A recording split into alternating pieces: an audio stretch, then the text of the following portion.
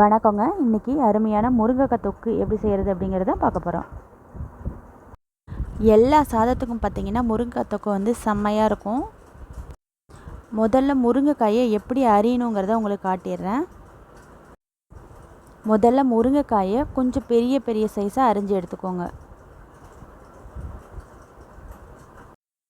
அரிஞ்சு இந்த முருங்கைக்காயை இப்படி ரெண்டாக பொழந்திங்கன்னா அது ரெண்டாக பொழந்துடும். அதுக்குள்ளார இருக்கிற விதைகளை பார்த்திங்கன்னா எடுத்து தனியாக வச்சுருங்க. இப்போ இதில் 3 லேயராக இருக்கும். இதை தனித்தனியாக பிச்சுட்டு நான் அரியிற மாதிரியே நீங்கள் அரிஞ்சு எடுத்துக்கோங்க. நீங்கள் கத்தியில் அரிஞ்சிங்கன்னா அவ்வளோ ஈஸியாக வராது. அருவாமனை வச்சு அரிஞ்சுக்கோங்க, அப்போ தான் ஈஸியாக வரும்.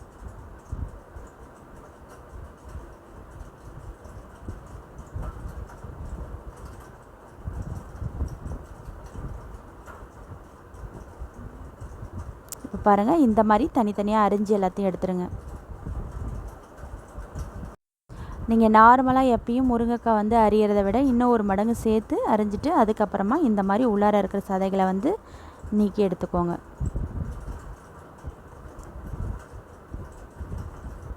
இப்போ பாருங்கள், இந்த அளவு வச்சுக்கோங்க. அப்போ தான் உங்களுக்கு ஈஸியாக அரியறதுக்கு வரும்.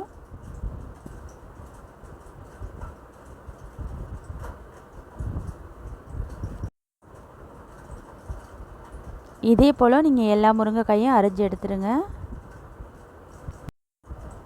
இதே போல் முருங்கைக்காயை நீங்கள் செஞ்சு கொடுத்தீங்கன்னா எல்லாருமே விரும்பி சாப்பிடுவாங்க ரொம்ப.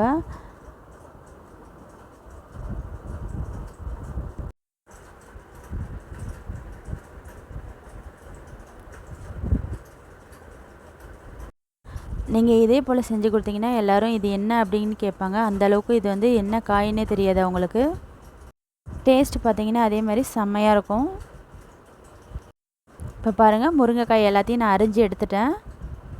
இதுக்கு நான் வந்து வெங்காயம் தக்காளி சம அளவில் எடுத்துருக்கிறேன். ஒரு கொத்து கருவேப்பிலை வச்சுருக்கிறேன்.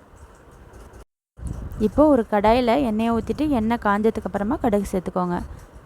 கடுகு நல்லா பொரிஞ்சதுக்கப்புறமா வெங்காயத்தை சேர்த்துக்கலாம்.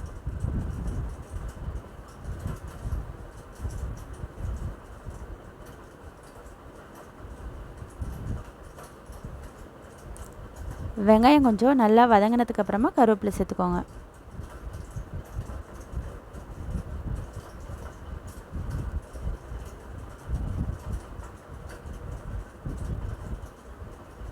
இதுக்கப்புறமா நம்ம தக்காளி சேர்த்துடலாம்.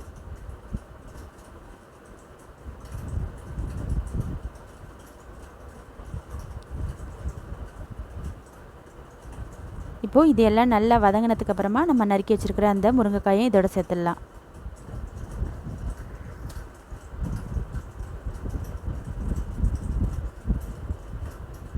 இப்போ இதை ஒரு பெரட்டை விட்டுட்டு இந்த காய் நல்லா மூழ்கிற அளவுக்கு தண்ணி சேர்த்துக்கோங்க.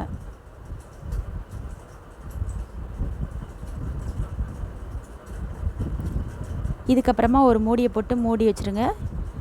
இது ஒரு 3/4 பதம் அளவுக்கு வெந்ததுக்கப்புறமா நம்ம இதுக்கு தேவையான மிளகாத்தூள் உப்பு சேர்த்துக்கலாம். உங்களுக்கு காரத்துக்கு தகுந்த மாரி மிளகாத்தூள் சேர்த்துக்கோங்க. தேவையான அளவுக்கு உப்பு சேர்த்துக்கலாம். இப்போ இது எல்லாத்தையும் நல்லா கிளறி விட்டுட்டு திரும்பவும் மூடி வச்சுருங்க.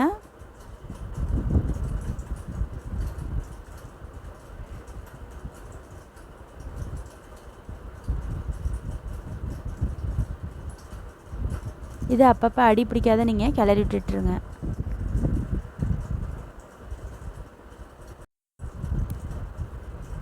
இப்போ பாருங்கள், இதெல்லாம் நல்லா சுண்டி வந்துருச்சு. இது நல்லா எண்ணெய் பிரிஞ்சு வந்ததுக்கப்புறமா ஸ்டவ் ஆஃப் பண்ணிவிடுங்க. அவ்வளோதாங்க, முருங்கைக்காய் தொக்கு வந்து ரெடி ஆகிடுச்சு. இந்த வீடியோ உங்களுக்கு பிடிச்சிருந்தா லைக் பண்ணுங்கள், கமெண்ட் பண்ணுங்கள், ஷேர் பண்ணுங்கள், கூடவே சப்ஸ்கிரைப் பண்ணுங்கள். அப்போ தான் நான் போடுற வீடியோ உங்களுக்கு கிடைக்கும். இப்போ தான் முதல் முறையாக என்னுடைய வீடியோ பார்க்குறீங்கன்னா சப்ஸ்கிரைப் பண்ண மறந்துடாதீங்க. மீண்டும் இதே போல் வேறொரு வீடியோவில் வேறொரு ரெசிபியோடு சந்திக்கலாம். நன்றி.